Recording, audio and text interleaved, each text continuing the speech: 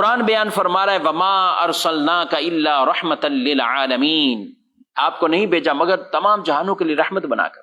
تو حضور صلی اللہ علیہ وآلہ وسلم تمام جہانوں کے لیے رحمت ہیں، اور اللہ کی رحمت اور اللہ کے فضل پر یہ خوشی منانے کا حکم خود قرآن نے بیان فرمایا۔ قل بفضل اللہ وبرحمتہ فبذلک فلیفرحوا هو خیر مما یجمعون، اے محبوب فرما دیں کہ اللہ کے فضل پر اور اس کی رحمت پر چاہیے کہ خوشی منائیں، چاہیے کہ مومن خوشی منائیں۔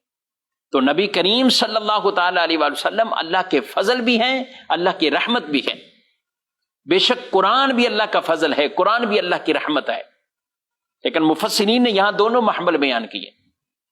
آپ صلی اللہ علیہ وسلم کی ذات مبارکہ کو بھی بیان کیا گیا، آپ کا رحمت للعالمین ہونا قرآن نے بیان فرمایا، آپ کا رؤوف الرحیم ہونا قرآن نے بیان فرمایا ہے، آپ کا مومنوں کے لیے عزیز علیہ ما عنتم ہونا قرآن نے بیان فرمایا ہے۔ تو قرآن پاک میں بھی مختلف انداز سے آپ کی شانوں کو اور اوصاف کو بیان کیا گیا، یہی میلاد میں بیان کیا جاتا ہے۔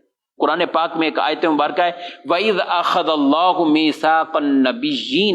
مِيثَاقَ النَّبِيِّينَ لَمَا آتَيْتُكُم مِّن كِتَابٍ وَحِكْمَةٍ ثُمَّ جَاءَكُمْ رَسُولٌ مُصَدِّقٌ لِّمَا مَعَكُمْ لَتُؤْمِنُنَّ بِهِ وَلَتَنصُرُنَّ، کہ جب اللہ نے نبیوں سے ایک وعدہ لیا، اب یہ کیا ہے؟ حضور کا ذکر مبارک ہو رہا ہے، نبیوں کے سامنے ہو رہا ہے، وعدہ لیا ہے نبیوں سے، اور کس نے لیا؟ اللہ نے لیا۔